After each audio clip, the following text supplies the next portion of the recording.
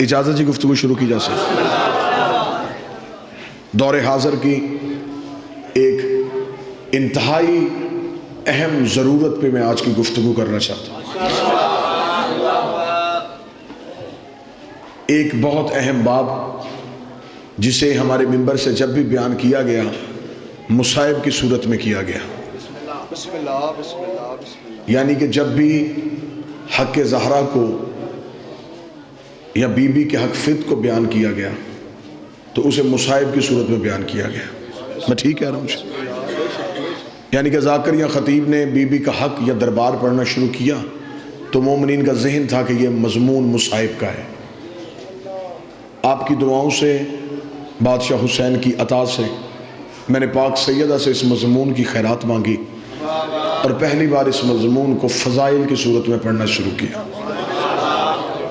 میں موضوع سے قبل آپ احباب کے سامنے سے گزارش کروں گا، میں پاک بی بی کی وکالت کا حق میں ادا تو نہیں کر سکتا، میری اتنی اوقات ہی نہیں کہ اتنے بڑے گھر کی وکالت کی جا سکے، لیکن میں اس مقدمے پہ ایسے ہی بحث کروں گا جیسے کہ حلالی وکیل اپنے مقدمے میں بحث کرتا ہے۔ اور میں گزارش کروں گا اگر کوئی اہل سنت میرے بھائی گفتگو کو سن رہے ہوں، جتنی دیر میں ممبر پہ گفتگو کروں ایک لمحے کے لیے اپنے آپ کو سنی بنا کے نہیں، شیعہ بنا کے نہیں، ایک مسلمان بنا کے میں جس کا کلمہ پڑھتے ہوں اس کی بیٹی کا حق آپ کے سامنے پڑھنے لگا۔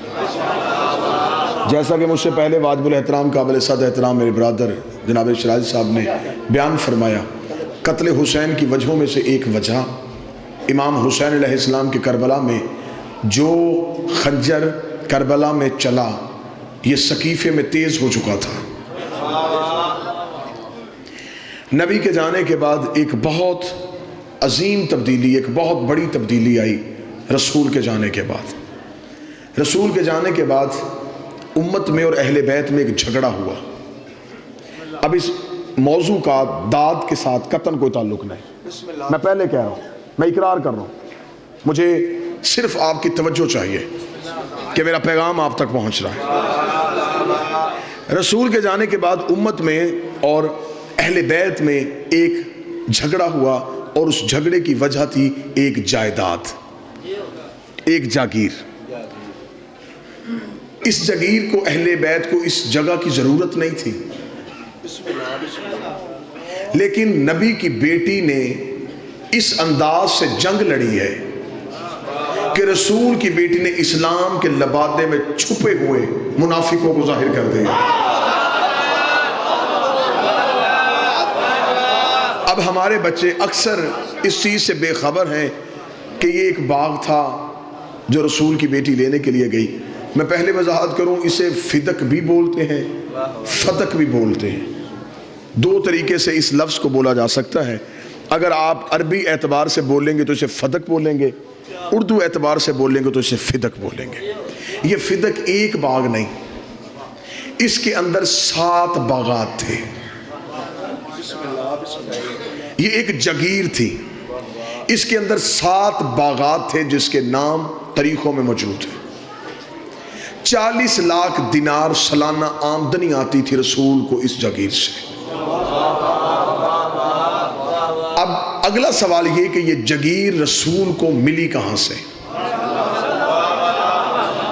میں نے پہلے کہا ہے کہ میں بالکل اس مقدمے کی آپ کے سامنے بیک گراؤنڈ پڑھنے لگا ہوں، پس منظر پڑھوں گا تو پھر میں اس مقدمے میں بحث کر سکوں گا، کیونکہ اب پرانے کیس کھلنے شروع ہو گئے ہیں،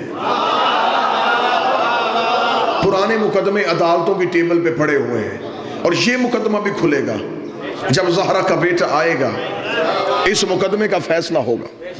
اب 40 لاکھ دینار سالانہ آمدن آتی تھی، یہ جگیر رسول کو، توجہ ہے، یہ جگیر رسول کو ملی کہاں سے؟ یہ خیبر کے یہودیوں کی ملکیت تھی۔ پھر توجہ، یہ جگیر فتق خیبر کے یہودیوں کی ملکیت تھی۔ جب رسول نے علی کے ذریعے سے خیبر کو فتح کیا، قلعہ کموس پہ اسلام کا پرچم سر بلند کیا، مجھے اس ممبر کی عزت قسم میں باوضو ہوں، 2 سال کی محنت ہے اس 1 گھنٹے کے مضمون پہ۔ رسول نے جب قلعہ قابوس پہ اسلام کے پرچم کو بلند کیا تو خیبر کے یہودیوں نے اپنی شکست کا بدلہ لینے کے لیے جب بھی اس جگیر سے کوئی تجارت کے قافلے گزرتے یہ ان قافلوں کو روٹ مسلمانوں کو علیحدہ کرتے، پہچان کے مسلمانوں کو قتل کرتے۔ قافلے لوٹ کے قتل کرنا کافروں کی پرانی عادت ہے۔ قافلے روک کے پہچان کر کے مارنا، یہ خیبر کے کافروں سے چلا۔ یہ ان میں سے اس تجارت کے قافلے میں سے مسلمانوں کو نکالتے، جو مسلمان ہوتا اسے قتل کر دیتے۔ خبر مدینے پہنچتی گئی کہ خیبر کے یہودی اس شکست کا بدلہ لینے کے لیے وہاں پر مسلمانوں کو قتل عام کر رہے۔ دوسری بار خیبر میں رسول نے پھر علی کو بھیجا۔ مولا علی خیبر میں ایک بار نہیں، علی 2 بار آئے۔ جب دوسری بار مولا علی آئے تو مولا علی نے خیبر میں پہنچتے ہی یہودیوں کے عمائدین کو، عمرہ کو، ان کے علماء کو اکٹھا کیا۔ اکٹھا کر کے مولا علی نے خطبہ دیا۔ علی فرمایا دیکھو، اگر تو تم مرہب کے قتل کا بدلہ مسلمانوں کے قتل سے لے رہے ہو، میں علی آج تمہارے سامنے اس لیے آیا ہوں کہ مرہب کو مارا ہے میں نے، اگر بدلہ لینا ہے تو مجھ سے لو۔ اگر تم جنگ کرنا چاہتے ہو تو یہ سوچ کے آنا کہ ہاتھ بھی وہی ہے، تلوار بھی وہی ہے، میں علی تم سے لڑنے کے لیے تیار ہوں۔ لیکن دیکھو، آج میں مجاہد بن کے نہیں، مبلغ بن کے آیا ہوں۔ آج میں تمہیں تبلیغ اسلام کے لیے آیا ہوں کہ اب بھی مان جاؤ کہ مدینے والا رسول سچا ہے۔ اگر نہیں، اگر جنگ کرنا چاہتے ہو تو میں جنگ کرتا ہوں۔ انہوں نے مولا علی سے تھوڑا ہی وقت مانگا کہ ہمیں سوچنے کا وقت دیا جائے۔ انہوں نے اس مہلت میں سوچنے کے بعد علی سے کہا کہ اے علی، جو ہو چکا اس کی ہم معافی چاہتے ہیں، آئندہ اس علاقے میں مسلمانوں کا قتل نہیں ہوگا، لیکن جو ہم نے قتل کر چکا، جو ہم خون بہا چکے، ہم اس کی معافی کے ساتھ اس کا جزیہ دینا چاہتے ہیں۔ ہمارے جتنے، یہ تمہید میں آپ کے سامنے پڑھ رہا ہوں، میں ابھی مقدمہ آپ کے سامنے بی بی کا پڑھوں گا۔ ہمارے جتنے سکنی مکانات جن میں ہم رہتے ہیں، اس کے علاوہ ہماری فدق میں جتنی بھی جگیر ہے، یہ ہم مسلمانوں کے رسول کو دیتے ہیں، مسلمانوں کو نہیں، مسلمانوں کے رسول کو دیتے ہیں۔ مولا نے ان سے ایک معاہدہ لکھوایا، انہوں نے ایک معاہدہ لکھا، اپنے دستخط کیے، مولا امیر نے اپنے دستخط کیے۔ علی وہ معاہدہ لے کے مدینے پہنچے، رسول کا کے سلام کیا۔ سلام کرنے کے بعد علی نے کہا کہ یا رسول اللہ مبارک ہو، معافی بھی مانگی ہے، جگیر بھی تمہیں لکھ کے دے دی ہے۔ یہ میں نے آپ کے سامنے بڑے مختصر سے لمحات میں اس جگیر کا پس منظر پڑھا۔ اب اس مقدمے میں بحث کرتے ہوئے میرا پہلا سوال ہر غیرت مند مسلمان سے یہ ہے، اگر اس جگیر میں امت کا حق تھا، اگر اس جگیر میں امت کا حصہ تھا، 7 ہجری میں خیبر فتح ہوا، 11 ہجری میں رسول زہرم دنیا چھوڑی، اگر اس جگیر میں مسلمانوں کو کوئی حق تھا، 4 سال نبی نے دیا کیوں نہیں؟ اگر اس جگیر میں مسلمانوں کا حصہ تھا تو 4 سال مسلسل اس جگیر کی آمدن رسول کو ملتی رہی، رسول نے اس میں سے امت کو حق کیوں نہیں دیا؟ اگر آپ نہیں سمجھ سکے تو یہ نبی وہ ہے کہ بحرین سے مال خراج آیا۔ اہل سنت کتابوں میں لکھا جب بحرین سے مال خراج آیا، صحابہ نے اونٹ مسجد نبی کے باہر کھڑے کیے، رسول سے کہا یا رسول اللہ بحرین سے مال خراج آیا۔ رسول کا چراغ روشن کرو اور مجھے وہ فرشتے دو جس میں بیواؤں، مستحقین اور یتیموں کے نام ہیں۔ چراغ روشن کیا گیا، رسول نے صحابہ سے کہا وہ بوری اٹھا اس بیوہ کے گھر چھوڑ کیا، وہ بوری اٹھا اس غریب کے گھر چھوڑ کیا، وہ بوری اٹھا اس یتیم کے گھر چھوڑ کیا۔ صحابہ نے کہا یا رسول اللہ رات آدھی ہو چکی ہے، سنی کتاب میں لکھا ہے، صحابہ نے کہا یا رسول اللہ رات آدھی ہو چکی، اگر آپ حکم فرمائیں صبح اذان کے بعد، نماز کے بعد جب سورج طلوع ہو جائے گا آپ جہاں چاہیں گے ہم پہنچا دیں گے۔ رسول نے کہا تم میں سے کوئی ایک صحابی بھی ایسا ہے جو اس بات کی ضمانت دے کہ کل تک محمد زندہ رہے گا، کل تک محمد زندہ رہے گا؟ انہیں ہاتھ جوڑ کے یا رسول اللہ آپ نے خود ہی تو کہا ہے کہ ایک لقمہ کھاؤ تو اتنا بھی یقین نہ کرو یہ حلق سے نیچے اترے گا بھی نہیں اترے گا۔ رسول نے کہا تم میری ایک رات کی ضمانت نہیں دیتے، میں اتنے غریبوں کا حق اپنی گردن پہ رکھ کے کیسے سوچ سکتا ہوں؟ تم میری ایک رات کی ضمانت نہیں دیتے۔ اب میرا پہلا سوال ہے، جو نبی کسی غریب کا حق ایک رات نہیں رکھتا تھا، اس نے فدق 4 سال اپنے پاس کیسے؟ جس جس نے کسی غریب کا حق ایک رات نہیں رکھا، 4 سال مسلسل یہ جگیر رسول کے پاس ہے۔ توجہ ہے میری بات کی؟ رسول اس جگیر سے جو آمدن آتی رکھتے نہیں تھے، بیت المال میں مسلمانوں کو، غربا کو، یتیموں کو، مسافرین کو ان کے حصے بانٹ دیے جاتے۔ خدا نے فوراً قرآن کی آیت بھیج دی، میرا حبیب اپنی ایک قریبی عورت کو اس کا حق دے۔ میں ویڈیو کیمرے کی موجودگی میں تفسیر در منصور، تفسیر کبیر، تفسیر روح المعانی، تینوں تفاسیر اہل سنت کی ہیں۔ جب یہ آیت آئی تینوں تفاسیر میں لکھا ہے کہ رسول نے فاطمہ کو بلایا اور یہ فدق فاطمہ کو لکھ کے دے دیا، اگر کوئی اور بیٹی ہوتی جگیر سے حصہ ملتا۔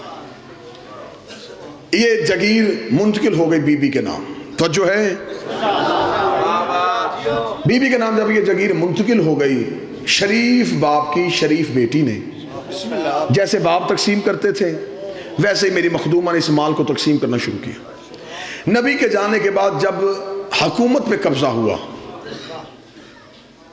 منبر علی کے پاس تھا، قبضہ حکومت پہ ہوا تھا، جب تخت پہ قبضہ ہوا اب یہ بیٹھ تو گئے، بیٹھ کے اب بادشاہ یا حاکم بننا اتنا آسان کام نہیں تھا، حکومت چلانا ایک اہم ذمہ داری تھی، صرف تخت پہ بیٹھنا ہی کام نہیں تھا، وہاں بیٹھ کے فوجیوں کی تنخواہیں، لشکروں کے خرچے، بیت المال میں خزانہ ہونا چاہیے، آپ نے جن کے وظائف مقرر کیے ہیں ان کو وظیفے ملنے چاہیے، یہ سارا کچھ کرنا اس دور کے حاکم کی ذمہ داری تھی۔ اب یہ بیٹھ تو گئے لیکن یہ سارا سسٹم چلانا ان کے لیے مشکل ہو گیا۔ انہوں نے کہا یہ سارا سسٹم ہم کیسے چلائیں گے، ہم یہ تنخواہیں کہاں سے دیں گے، ہم یہ وظائف کہاں سے دیں گے، دوسرے ملکوں سے سفیر آتے ہیں، ان کی رہائش کے بندوبست کرنے ہوتے ہیں، دوسرے ملکوں میں تبلیغ اسلام کے لیے اپنے وفد بھیجنے پڑتے ہیں، یہ سارا سلسلہ کہاں سے چلے گا۔ اب ذاتی لینڈ لارڈ تو تھے نہیں کہ گھر سے لا کے دین پہ خرچ کرتے۔ اب انہوں نے سوچا کہ کریں کیا، مشورہ یہ طے پایا کہ پہلے یہ دیکھیں کہ رسول یہ خرچہ کہاں سے کرتے تھے، یہ سارے سلسلے رسول کہاں سے چلاتے تھے۔ تو قریب بیٹھنے والوں نے یہ مخبری کی کہ رسول کی ایک جگیر ہے خیبر میں، یہودیوں کی وہ جگیر تھی جو انہوں نے رسول کو دے دی تھی، وہاں سے 40 لاکھ دینار آتے ہیں، وہاں پر کھجوروں کے باغ بھی تھے، 7 باغات تھے وہاں کھجوروں کے، اور اس دور میں سب سے بڑا بزنس کھجوروں کے باغ کا ہوتا تھا، یعنی کہ یہ عرب میں ایسا کاروبار تھا جس کی ہاں نقصان کا کوئی خطرہ نہیں تھا۔ ٹھیک ہے جی، انہوں نے فوراً اپنے عامل، اپنے سپاہی وہاں پہ بھیجے، وہاں پر بھیج کے انہوں نے بی بی کے عاملوں کو وہاں سے اٹھا دیا اور اس جگیر پہ قبضہ کر لیا۔ علامہ صاحب یہ مدینے خیبر میں تھے؟ جی خیبر میں، جو آج بھی وہ باغ کی، کیونکہ اب انہوں نے زیارت وہ بند کر دی ہے، اب وہاں جانے سعودی عرب کی گورنمنٹ نہیں دیتی، یہ مدینے سے آپ تھوڑا باہر نکلیں گے تو اس وقت 65 یا 70 کلومیٹر کے فاصلے پہ یہ جگیر ہے۔ اب جب بی بی کے عامل واپس آ گئے تو بی بی کے عاملوں نے واپس آ کے کہا کہ بی بی انہوں نے ہمیں وہاں سے اٹھا دیا، حکومت نے قبضہ کر لیا۔ اب یہ دیکھیں، اب میں پڑھنے لگا ہوں بی بی کا مقدمہ، صداد سے اجازت لے کے میں مخدومہ کا حق پڑھنے لگا ہوں۔ جب آ کے عاملوں نے اطلاع دی، جناب فضہ روایت کرتی ہیں کہ اس دن بی بی مکنا اوڑھ رہی تھی، چادر اوڑھ رہی تھی، اور اپنے منہ میں بی بی زبان سے آہستہ دھیمے لہجے میں کہہ رہی تھی، ہوشیار ہو جا، اب تیرے مقابلے پہ بطول آ رہی ہے۔ اور میں انتہائی ذمہ داری کے ساتھ ایک ایک لفظ ادا کر رہا ہوں، میں نے کہا 2 سال کی محنت ہے اس مضمون پہ، ایک ایک لفظ کی ذمہ داری ہے۔ جس دن بی بی دربار میں گئی ہیں حق لینے کے لیے، اس دن بی بی کے 2 دروازے تھے مسجد میں، ایک وہ جو گھر کے اندر سے مسجد میں کھلتا تھا، جو رسول نے سارے صحابہ کے بند کروائے تھے لیکن علی کا بند نہیں کروایا تھا، یہ وہ دروازہ، ایک دروازہ وہ ہے جو مرکزی گیٹ ہے مسجد کا۔ جس دن بی بی دربار میں آئی ہیں اس دن بی بی حجرے والے دروازے سے نہیں آئیں، جبکہ ہمیشہ بی بی رسول کے دور میں بھی جب بھی مسجد میں آتی تھی تو حجرے والے دروازے سے آتی تھی، آج بی بی حجرے والے دروازے سے نہیں، آج مرکزی دروازے سے آئی. حجرے والے دروازے سے میری مخدومہ اس لیے نہیں آئی کہ اگر حجرے والے دروازے سے آتی کل کوئی مسلمان یہ کہہ سکتا تھا کہ ہمیں تو پتہ ہی نہیں زہرا کب دربار میں آئی اور کب دربار سے چلی گئی. اس دن بی بی آئی ہے مرکزی دروازے سے, پہنچ گئی رسول کی بیٹی دربار میں. حاکم بیٹھا تھا تخت میں. میرا پہلا سوال ہے ہر غیرت مند مسلمان سے, آج بھی شرعی عدالت میں چلے جاؤ, پاکستان کی سپریم کورٹ میں شرعی عدالتوں میں جا کے آج بھی قوانین شرعیہ اٹھا کے دیکھو, آج بھی پاکستان کے قانون کے مطابق اگر فیصلہ کیا جائے زہرا پھر بھی جیت رہی ہے. آج پاکستان کے قوانین شرعیہ کے مطابق فیصلہ کیا جائے. میں سمجھا کے بات کروں گا, میں نے پہلے کہا تھا داد نہیں دینی, صرف سوچنا ہے اور توجہ فرمانی ہے. قوانین شرعی میں لکھا ہوا ہے کہ اگر کسی جگیر پہ قبضہ کرنے کے لیے مسلمان مجاہدین کا خون اور پسینہ بہے اور وہ جگیر مسلمان لے لیں, اس جگیر میں ہوتے ہیں 5 حصے. 4 ہوتے ہیں ان مجاہدین کے جنہوں نے جنگ کی, 5واں ہوتا ہے رسول کا. لیکن اگر کسی جگیر پہ قبضہ کرنے کے لیے نہ کسی کا خون بہاؤ نہ پسینہ, وہ صرف اسلام کو اسلام کے روب کی وجہ سے مل جائے, اسے کہتے ہیں مال فی. اس میں امت کا حق نہیں ہوتا, وہ صرف رسول کا حق ہوتا. اب اگر اس جگیر پہ کسی نے گھوڑا دوڑایا ہے پھر اس میں امت کا حق. دوسرا سوال, آج بھی پاکستان کی عدالتیں اس بات کی تائید فرمائیں گی سب سے بڑا بدنما دھبا جو آج تک اسلام کے چہرے پہ ہے جسے کوئی بھی مورخ نہیں مٹا سکا, کتنا بڑا ظلم ہوا تاریخ اسلام پہ, جس کے خلاف مقدمہ تھا وہی جج تھا.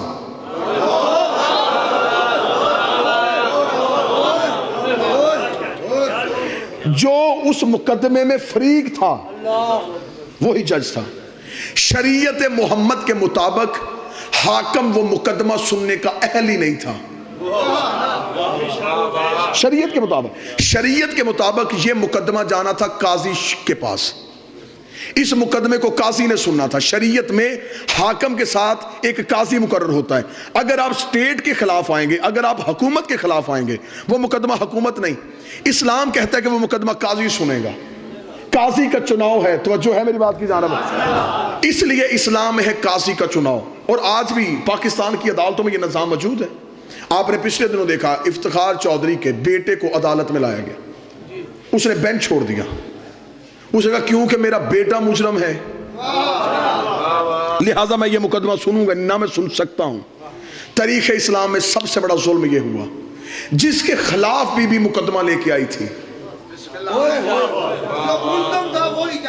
وہی منصف تھا. یہ ہے تاریخ اسلام کا ایک بدنما دھبا. آ گئی بی بی آگے دربار میں کھڑی ہوئی, مصائب نہیں فضائل سننا مخدومہ کا. جنگ جیت کے آئی ہے رسول کی بیٹی, چادر کی دھار سے دشمن کو قتل کر کے آئی.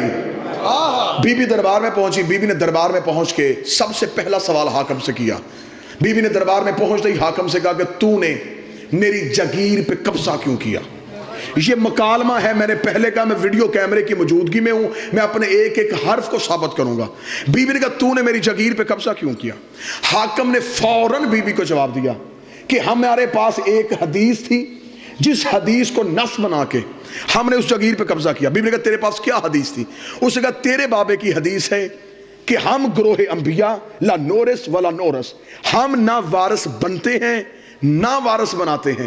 یہ انبیاء جو ہوتے ہیں نہ یہ کسی کے وارث ہوتے ہیں نہ یہ کسی کو وارث بنا کے جاتے ہیں. اس نے منبر سے حدیث پڑھی, بولی رسول کی بیٹی. اب امتی چپ رہنا, سید میرے ساتھ بولنا. جب اس نے اس حدیث کو پڑھ کے مقدمے کی سماعت شروع کی, بی بی نے خود اپنے مقدمے کی وکالت کی اور رسول کی بیٹی نے اپنے مقدمے پہلی دلیل دی. بی بی نے کہا تو نے کیا کہا ہے, میرے بابے کی حدیث ہے ہم وارث نہ بنتے ہیں نہ بناتے ہیں. رک کسی جگہ پہ, پہلے مجھے یہ بتا تجھے میرے بابے نے وارث بنایا ہے؟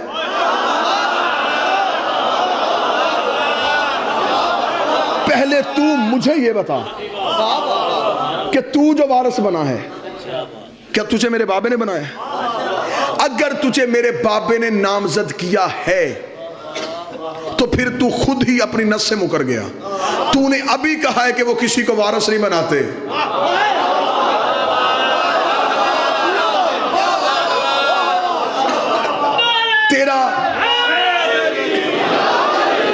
میرا نامزد ہونا غلط. حاکم چپ ہوا.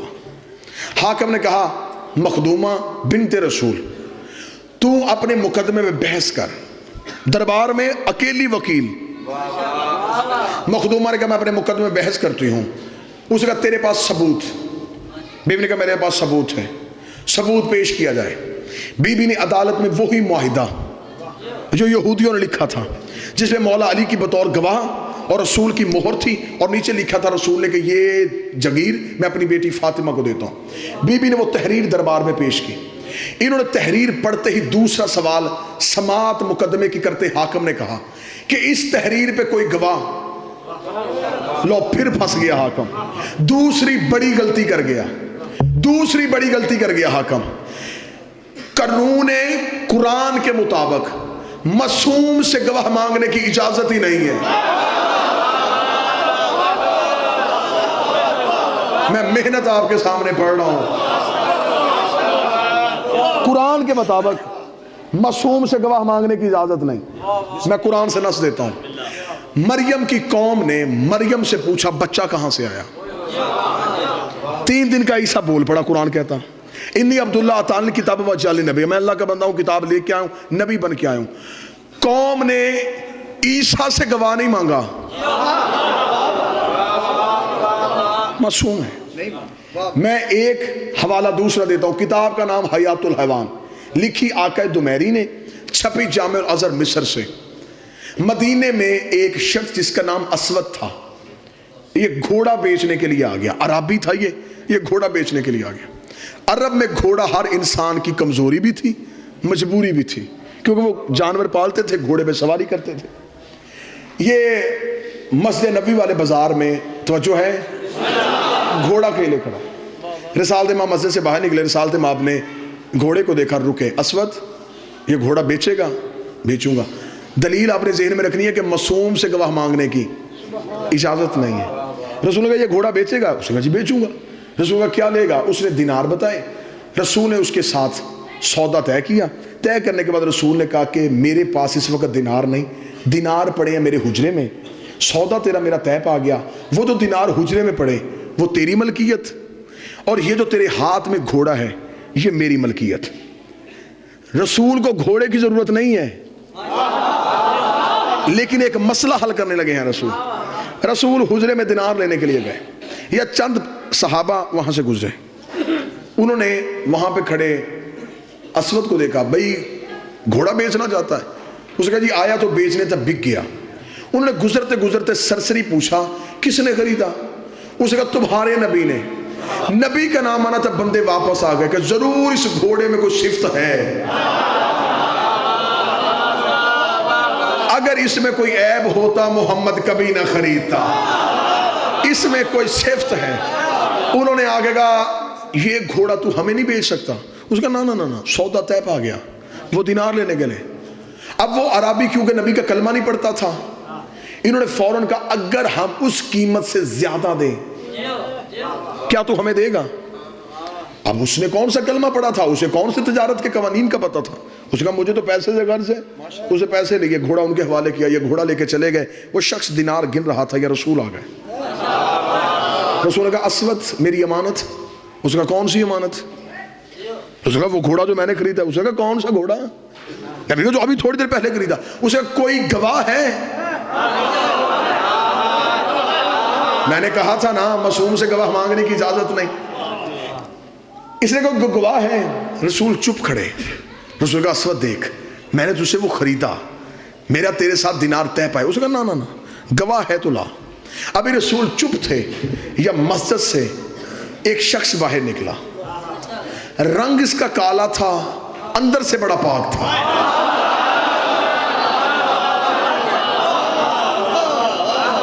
یہاں اس کے ولایت علی کا نور تھا. آ کے بلال نبی کے قدموں پہ, سردار آپ کیوں بازار میں رکے ہیں؟ بلال میں گزر رہا تھا, میں نے اس کے ساتھ اس سواری کا سودا کیا, میں دینار لینے گیا, اسے کسی اور کے ہاتھ بھیج دی. جب اتنا جملہ کہا بلال نے کہا کیوں تو نے ایسا کیوں کیا؟ اس نے کہا تیرے نبی کے پاس گواہ کوئی نہیں, کوئی گواہ نہیں ہے کہ میں نے اس کے ساتھ سودا کیا. بلال نے ایک لمحہ سوچے بغیر کہا میں گواہی دیتا ہوں. اب بھلوال والوں داد نہ دینا، دعا دینا تو تمہارا حق بنتا ہے. جب بلال نے کہا میں گواہی دیتا ہوں کہ گھوڑا میرے نبی نے خریدا ہے، اسود نے دیکھ کے کہا عبداللہ کا بیٹا میں نے تیرے کلمہ نہیں پڑھا، تیری عدالت کے میں نے قصے سنے ہیں، تیری صداقت کے میں نے منظر سنے ہیں، مجھے پتا ہے تو بات سچی کرتا ہے، فیصلہ حق پہ کرتا ہے. مجھے بول کے بتا جب تیرا اور میرا سودا ہو رہا تھا یہ تیرا حبشی غلام تو تھا ہی نہیں، اس نے گواہی کیسے دے دی؟ رسول نے اپنا چہرہ بلال کی طرف کہا بلال یہ بات تو سچ ہے، جب میرا اس کے ساتھ سودا ہوا تو تھا ہی نہیں، تو نے کیسے گواہی دی؟ بلال نے دونوں ہاتھ نبی کے قدموں پہ رکھ کے کہا تو نے کہا اللہ ہے میں نے دیکھا، تو نے کہا اللہ ہے میں نے دیکھا، تو نے کہا جنت ہے میں نے دیکھی، تیرے کہنے پہ نہ دیکھا اللہ مان لیا. یہ بھی تو نے کہا ہے کہ گھوڑا خریدا ہے، پھر تو نے خریدا. یہ ہے معصوم سے گواہ مانگنے کی اجازت نہیں. دربار میں معصومہ سے گواہ مانگا گیا، سننا مقدمہ، فضائل سننا میری سائن کے، میری آقا زادی کی فضیلت سننا. انہوں نے گواہ مانگا، بی بی نے گواہیاں دیں. بی بی نے کہا میرا بڑا بیٹا حسن میرا گواہ، میرا چھوٹا بیٹا حسین میرا گواہ، میرا شوہر علی میرا گواہ، اور میرے باپ کی کنیز ام ایمن میری گواہ. یہ 4 گواہیاں ہیں جو بی بی نے اپنے مقدمے میں دی ہیں. حاکم نے تھوڑی دیر مشیروں سے مشورہ کیا، بنت رسول کھڑی فیصلے کا انتظار کر رہی تھی. یہ دربار سے فیصلہ آ گیا. فیصلہ یہ آیا کہ ہم آپ کے مقدمے کو خارج کر رہے ہیں اس بنا پہ کہ آپ کا نصاب شہادت پورا نہیں. بی بی نے کہا میرا نصاب شہادت کیوں نہیں پورا؟ انہوں نے کہا اس لیے کہ آپ نے جو 4 گواہیاں دی ہیں ان میں پہلی گواہی ہے آپ کے شوہر علی کی. علی بحیثیت شوہر اس جگیر میں حصے دار ہے، لہٰذا یہ مالک ہے، اس کی گواہی نہیں. حسن حسین ہے بیٹے ہونے کی وجہ سے ان کا بھی اس جگیر میں حصہ ہے، لہٰذا ان کی گواہی بھی نہیں. چوتھی بچ گئی ایک گواہ ام ایمن. اور تیرے بابا کی حدیث ہے کہ اگر مرد ایک ہو عورتیں 2 ہونی چاہیے، اس کے ساتھ دوسری عورت نہیں، لہٰذا نصاب شہادت مکمل نہ ہونے کی وجہ سے ہم تیرے مقدمے کو خارج کرتے ہیں. زندگی قربان کرو بی بی تیری عزت میں. بی بی نے مقدمہ واپس لے لیا، گواہیاں نہیں بدلی. بحث سننا میری آقا زادی کے مقدمے کی پوری ذمہ داری کے ساتھ. بی بی نے مقدمہ واپس لیا، گواہیاں نہیں بدلی. جبکہ بی بی کے پاس گواہ تھے. بی بی جناب سلمان کو کھڑا کر سکتی تھی، حضرت ابو ذر کو پیش کر سکتی تھی، جناب کمبر، عمار، مقداد، عورتوں میں بی بی فضہ، اسما، ام الفضل، یہ سب موجود تھے. آقا زادی نے گواہیاں نہیں بدلی، مقدمہ واپس لے لیا. مقدمہ کیوں واپس لیا؟ جنگ سننا رسول کی بیٹی کی برقعے کے اندر کیسے لڑی ہے. اب شریعت کا مسئلہ ہے، جو کسی مومن کو جھوٹا کہے، مثلا کوئی بندہ کسی سچے مومن کو جھوٹ کی تہمت لگا دے، شریعت کہتی ہے یہ بن گیا ہے فاسق. اس نے مومن کو جھوٹا کہا ہے. اب فاسق کی سزا کیا ہے؟ شریعت سے پوچھو. فاسق کی سزا یہ ہے کہ فاسق نماز پڑھا نہیں سکتا، پڑھ سکتا ہے. فاسق چاند کی شہادت نہیں دے سکتا. فاسق نکاح میں بطور گواہ نہیں بیٹھ سکتا. فاسق طلاق میں بطور گواہ نہیں بیٹھ سکتا. فاسق کسی بھی شرعی عدالت کا قاضی نہیں ہو سکتا. یہ ہے فاسق کی سزائیں. اگر کوئی کسی مومن کو جھوٹا کہے وہ بنتا ہے فاسق. قرآن ممبر پہ لے آؤ، میں زہرا کی وکالت گھڑے میں منہ دے کے نہیں، لاؤڈ سپیکر پہ کر رہا ہوں، یہاں جان تلی پہ رکھ کے اور اس سانس پہ لعنت کرتا ہوں جس سانس میں 14 کی وکالت نہ ہو. جو کسی مومن کو جھوٹا کہے وہ فاسق بنتا ہے. اور جو معاذ اللہ ثم معاذ اللہ قرآن کو جھوٹا کہے شریعت کے مطابق وہ فاسق نہیں، وہ بنتا ہے کافر. اور کافر کی سزا یہ ہے، کافر نہ پڑھ سکتا ہے نہ پڑھا سکتا ہے. فاسق کی سزا یہ ہے پڑھ سکتا ہے، کافر کچھ بھی نہیں کر سکتا. کافر دائرہ اسلام سے خارج ہو جاتا ہے. نبی کی بیٹی نے مقدمہ واپس لیا، گواہیاں نہیں بدلی. رسول کی بیٹی نے کہا میں نے گواہیاں نہیں بدلی، تو یہ فیصلہ کر اور طریق کا حصہ بنا تاکہ میں چہرے سے نقاب اتاروں. تو نے علی کی گواہی کو جھٹلایا، علی ہے قرآن. رسول نے کہا القرآن مع علی و علی مع قرآن. تو نے حسن کو جھٹلایا, حسن قرآن ہے. تو نے حسین کو جھٹلایا, حسین قرآن ہے. بی بی نے کہا میں تجھے دربار میں فاسق نہیں کرنے آئی, کافر کرنے.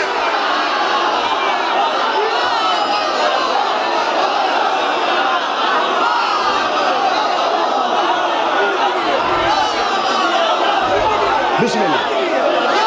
میں تجھے بسم اللہ یا ارشد یا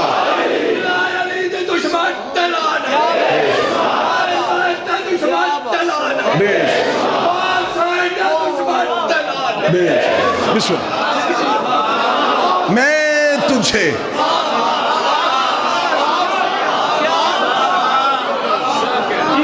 جو کام نبی نہیں کر سکا, زندگی ہوئے 1000 سال, اس جملے واہ واہ کرتے رہے 1000 سال. پاک سید آپ کو زندگی عطا فرمائے.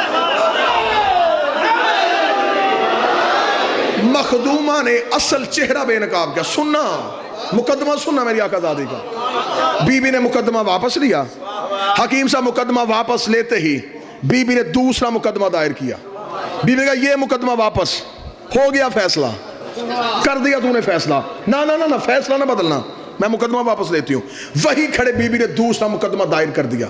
بی بی نے کہا تو ہے حاکم, میں ایک بیٹی بن کے باپ کا حق لینے آئی ہوں, باپ کا حق دے. حکومتیں پریشان ہو گئی, دربار میں لڑ رہی ہے محمد کی بیٹی, برقعے کے اندر لڑ رہی ہے رسول کی بیٹی. رسول کی بیٹی نے کہا حق دے. اس نے کہا توجہ, اس نے کہا حق میں نے تجھے کہا نہیں, میرے پاس حدیث ہے. چند قدم چلی, آگے چل کے کھڑی ہوئی. بی بی نے کہا اب بول, کیا کہا تو نے؟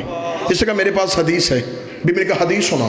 اس نے کہا تیرے بابا نے کہا تھا ہم گروہ انبیاء نہ وارث بنتے ہیں نہ وارث بناتے ہیں. مخدومہ چادر کے اندر سے بولی. بی بی نے کہا تو نے حدیث پڑھی ہے؟ میں قرآن کی آیت پڑھتی ہوں, میں قرآن پڑھتی ہوں.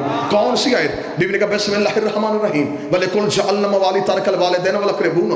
جو کچھ ماں باپ چھوڑ کے جائیں اس میں رشتہ داروں اولاد کا حصہ ہوتا ہے. اس سے کہا میرے پاس حدیث ہے. بی بی نے کہا میں دوسری آیت پڑھ دیتی ہوں وَلِلرِّجَالِ نَصِيبٌ مِّمَّا تَرَكَ الْوَالِدَيْنَ وَالْأَقْرَبُونَ. جو کچھ ماں باپ چھوڑ کے جائے اس کا بیٹے کا حصہ ہوتا ہے. اس سے کہا میرے پاس حدیث ہے. بی بی نے کہا میں تیسری آیت پڑھ دیتی ہوں وَلِلنِّسَاءِ نَصِيبٌ مِّمَّا تَرَكَ الْوَالِدَيْنُ وَالْأَقْرَبُونَ. جو کچھ ماں باپ چھوڑ کے جائے اس میں عورت کا حق ہوتا ہے. اس سے کہا میرے پاس حدیث ہے. بی بی نے کہا میں چوتھی آیت پڑھ دیتے ہوں وَوَارَثَ سُلَيْمَانَ دَاؤُودَ. ہم نے نبی کو نبی کا وارث بنایا. اس نے کہا میرے پاس حدیث ہے. بی بی نے کہا میں پانچویں آیت پڑھ دیتے ہوں قُلْ أَسْأَلُكُمْ أَجْرًا إِلَّا الْمَوَدَّةَ فِي الْقُرْبَى. اگر میرا بابا اجر مانگ سکتا ہے میں بابے کا حق کیوں نہیں مانگ سکتی؟ بلوال والو شیعہ ہو سنی ہو تمہیں 14 کی عزت کا واسطہ میں زہرا کا حق بیان کر رہا ہوں. حاکم ایک حدیث پڑھتا گیا, بی بی بدل بدل کی آیتیں پڑھتی رہی, بدل بدل کی آیتیں پڑھتی رہی. 40 آیتیں جب محمد کی بیٹی نے دربار میں کھڑے ہو کے پڑھتی, حاکم کے چہرے پہ موت کی زردی آ گئی, حاکم کا جسم کانپنا شروع ہو گیا. اس نے کہا زہرا میں حدیث پڑھتا ہوں تو جواب آیت میں کیوں دیتی ہے, حدیث کا جواب حدیث میں کیوں نہیں دیتی؟ اتنا جملہ کہنا تھا یا محمد نے چاپ بس میں نے اتنا سننا تھا. تو وہی ہے جسے میرے بابے نے کہا تھا آ تجھے حدیث لکھ دو. تو نے کہا تھا قرآن کافی ہے, تو نے کہا تھا, تو نے کہا تھا.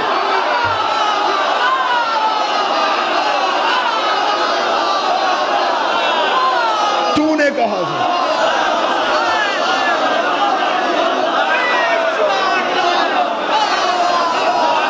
تو نے کہا تھا.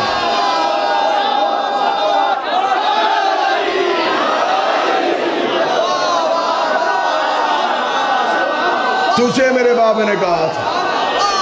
بسم اللہ. تجھے میرے بابے نے کہا تھا میں تجھے حدیث لکھ. تو نے کہا تھا قرآن کافی. آج میں قرآن پڑھتی ہوں برداشت کیوں نہیں کرتا؟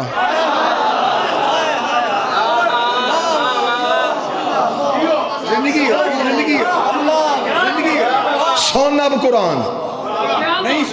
دربار میں کھڑی ہو کے بی بی نے کہا نہ تجھے قرآن کافی ہے نہ تجھے فرمان کافی ہے.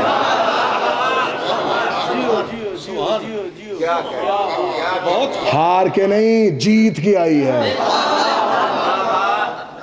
منوا کے آئی ہے. جو کام جنگ میں نہیں ہو سکتا تھا منافق کے چہرے سے پردے ہٹا کے آئی ہے. زندگی اسے دینی ہے جس سے لی تھی. ہر چیز پہ سمجھوتا کر لینا یہ میرے بدے ہاتھ ہیں, کل کا ایک دن رہ گیا ہے, پھر زندگی آنے دے یا نہ آنے دے, یہ میرے بدے ہاتھ ہیں. زہرا کے دشمن پہ کبھی سمجھوتا نہ کرنا. مولا فرماتے ہیں جو ہماری دادی کے دشمن پہ سوچ کے لعنت کرتا ہے ہم 14 اس پہ لعنت کرتے ہیں.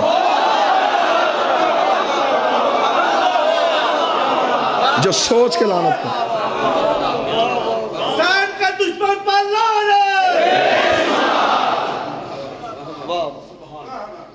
آج بھی جو بندہ نیا شیعہ ہو سر پہ قرآن رکھ کے پوچھو وہ خیبر پڑھ کے شیعہ نہیں ہوا, وہ خندق پڑھ کے شیعہ نہیں ہوتا. اسے شیعہ کرتا ہے رسول کی بیٹی کا. 13 معصوموں کی محنت ایک طرف, اکیلی زہرا کا دربار جانا ایک طرف. جو بھی بندہ شیعہ ہونا چاہے اسے منواتا ہے صرف حق زہرا. میں نے اکثر نئے شیعہ ہوئے بندوں سے پوچھا کیوں شیعہ ہوئے, وہ کہتے ہیں شیعہ کر گیا ہمیں رسول کی بیٹی کا حق. آج بھی سچ اور جھوٹ کی پہچان ہی حق زہرا سے ہوتی ہے. قبلہ مبلغ اعظم مولا اسماعیل کہا کرتے تھے شیعو اپنے بچوں کو 2 چیزیں رٹا دو, ایک غدیر اور ایک فدق. یہ رٹا دو اپنے بچوں کو, گھر گھر میں مناظر پیدا ہو جائے گا اگر یہ چیزیں اپنے بچوں کو یاد کروا دو گے. مبلغ اعظم قبلہ مولانا اسماعیل صاحب نے یہ پنڈی بھٹیا کے قریب مناظرہ تھا. بسم اللہ جی. نعرہ تکبیر, نعرہ رسالت, نعرہ حیدری, حسینیت زندہ, حسینیت زندہ, یزیدیت مردہ, یزیدیت مردہ. اللہم صلی علی محمد. قبلہ مبلغ اعظم پنڈی بھٹیا کے قریب مناظرہ کرنے ہیں. مناظرے کا جج ایک اہل سنت زمیندار تھا, نام اس کا چودھری عاشق تھا. قبلہ مبلغ اعظم بی بی کی حق پہ بحث کرتے رہے, مناظرہ ہوتا رہا. دوپہر کا وقت ہوا, طے یہ پایا کہ پہلے نماز ادا کی جائے, نماز کے بعد پھر مناظرہ ہوگا. اس چک کا مولوی جو قبلہ مبلغ اعظم سے مناظرہ کر رہا تھا, نام بھی قبلہ مبلغ اعظم کی کتاب اس کا لکھا ہے, مولانا نور محمد اس کا نام تھا. یہ نماز پڑھانے کے لیے مسجد میں گیا, اہل سنت جتنے تھے اس کے پیچھے نماز پڑھنے کے لیے کھڑے ہو گئے. وہ جو چودھری عاشق, وہ کتاب اس نے کوئی بھی نہیں پڑھی تھی, لیکن عقل کتابوں کی میراث نہیں ہوتی. دانش مندی جو ہے یہ ڈگریوں سے نہیں ملتی. چودھری عاشق مولوی کے پیچھے نماز پڑھنی شروع کی. نماز ختم ہوئی, اسے نمازیوں سے کہا مسجد سے باہر جاؤ, میں نے مولوی صاحب سے اکیلے کوئی بات کرنی ہے. سارے نمازی مسجد سے گئے, اس نے مسجد کی دروازے کی کنڈی لگائی, مولوی صاحب کے سامنے آ کے بیٹھ گیا. اس نے کہا مولوی دیکھ, تیرے اور میرے سوا اللہ کے گھر میں کوئی نہیں بیٹھا, باوضو ہیں, نماز پڑھی ہم نے. اتنے دنوں سے ہمارے گاؤں میں بحث چل رہی تھی, شیعہ کہتے تھے رسول کی بیٹی دربار میں گئی اور واپس آئی ہے خالی. تم کہتے تھے نہیں یہ شیعہ غلط کہتے. انہوں نے بلا لیا اپنا مولوی, وہ بیٹھا ہے باہر کتابیں لے کے. صبح سے بحث ہو رہی ہے. میں جٹ زمیندار بندہ ہوں, مجھے کتابوں کا نہیں پتا, مجھے نہیں پتا کس نے تاریخ میں کیا لکھا ہے. مجھے صرف اتنا بتا بیٹی رسول کی دربار گئی تھی, بس مجھے اتنا بتا دے. اب دیکھنا کیسے بلایا ہے مخدومہ نے. اس کا مجھے صرف اتنا بتا بیٹی رسول کی دربار گئی تھی. مولوی کا چاچا عاشق بی بی کا حق بنتا نہیں تھا. اس نے کہا حق چھوڑ, بنتا تھا یا نہیں بنتا تھا, اتنا بتا گئی تھی. اس نے کہا ہاں یہ کتابوں میں لکھا گئی تھی. اس نے کہا چپ, اب اتنا بتا دے واپس خالی آئی ہے یا حق لے کے آئی ہے. اس نے کہا چاچا عاشق میں کتابوں سے ثابت کروں گا بی بی کا حق نہیں بنتا تھا. اس نے کہا میں نہیں پوچھ رہا بنتا تھا یا نہیں بنتا تھا, نہیں بنتا تھا, اتنا بتا واپس خالی آئی ہے. اس نے کہا ہاں چاچا عاشق خالی ہے. اس نے کہا اٹھ ختم کر مناظرہ, ہم نے بحث نہیں کرنی, जीत गया वो शियों का मौलवी। उसने कहा क्यों, किस बात पे मुनाज़रा ख़त्म करवा रहा है? उसने कहा मौलवी महराब में बैठा है, सर पे कुरान रख के बता मैं मर जाऊं, मेरे मरने के बाद मेरी बेटी किसी कम्मी के दरवाजे पे चली जाए, जाके कहा मैं चौधरी आशिक की बेटी हूँ, मुझे फ़लाँ चीज़ की ज़रूरत है, बताओ उसका बनता है? कह लगा नहीं बनता। दोगे या नहीं दोगे? कह लगे कैसे नहीं देंगे, बेटी जो तेरी। उसने कहा शर्म नहीं आती, मेरी बेटी का हया करते हो, मोहम्मद की बेटी का किसी ने, मेरी बेटी का एहतराम करते हो, रसूल की बेटी का किसी ने। उसने रोते हुए कहा चली जो गई थी ना, नहीं बनता था, आ जो गई थी। और बेटी तो दुश्मन की भी घर आ जाए खाली नहीं भेजते, आ जो गई थी दरबार में। इतना कहने के बाद चौधरी आशिक मस्जिद से निकला जहां मुबल्लिग आज़म बैठा था, हाथ जोड़ गया था मुबल्लिग आज़म, और मौलवी इस्माइल पढ़ा कलमा, मिल गई मुझे हदायत। हाय हाय, मेरा भाई अली अब्बास कहता है हक नहीं देना था ना देते, कोई लंबी तारीख दे देते। मोहम्मद की बेटी, यही जुमला मौलाना इस्माइल ने कहा जब चौधरी आशिक ने मौलवी इस्माइल के कदमों पे हाथ रखा, देख के कहा पढ़ा कलमा। मौलवी आज़म मौलाना इस्माइल ने कहा चौधरी आशिक बात पूरी सुन, इन्होंने खाली नहीं भेजा, सर के बाल सफेद करके गई, उठती बैठती गई, कर गया है दुनिया को हक की पहचान, हक के ज़हरा। दो जुमले सुनना मुसाइब के, रोने की रातें हैं, कल की एक रात है, कल की रात शहीदों की रात है, अगली रात गरीबों की रात है। कल तक ज़ैनब का हर रिश्ता मौजूद है, कल रात तक ज़ैनब का गाजी भी है, ज़ैनब का अकबर भी है, ज़ैनब का कासिम भी है, अगली रात में उजड़ गई है। दो जुमले उस शहजादे के सुनना जिसके लिए अल्लामा इरफान हैदर आबदी ने कहा था अकबर की शहादत पढ़े वो जिसने पढ़ने के बाद मर जाना हो, अकबर की शहादत सुने वो जिसने सुनने के बाद मर जाना हो। नहीं बर्दाश्त होती कब्र में भी हुसैन से अकबर की शहादत। आका महदी ने हुसैन की कब्र पे खड़े होकर अकबर की शहादत पढ़ दी। आधी रात को अपने घर में चीखों की आवाज़ सुन के आका महदी ने बिस्तर छोड़ा। आका महदी ने देखा इसके घर के बरामदे में एक काले बुरके वाली बीबी रो रही है। आका महदी ने देखा कि बीबी मन अंते तू कौन है, रो के कदी पर्दा कर, मैं मोहम्मद की बेटी ज़हरा। ज़हरा का नाम आना। आका महदी ने हाथ जोड़े, रो के कहता बीबी मेरा इतना मुकद्दर नौकर के घर आई है, रो के कहती तुझे समझाने आई हूँ, आज के बाद मेरे हुसैन की कब्र पे अकबर की शहादत ना पढ़ना। आका महदी कहता बीबी मैंने कोई रवायत गलत पढ़ी है, रो कहती तूने रवायत गलत नहीं पढ़ी, जब से तू अकबर की शहादत पढ़ के आया है, मैं कभी करबला में हुसैन चुप करवाती हो, कभी शाम में ज़ैनब चुप करवाती हो, कब्र में मेरा हुसैन रो रहा है, शाम में मेरी ज़ैनब रो रही। अकबर की शहादत पे करबला में बीबियों ने पत्थरों का मातम किया है। आका दरबंदी ने कहा पत्थरों का मातम किया है अकबर की शहादत पे। जब अकबर का घोड़ा ख़याम से निकला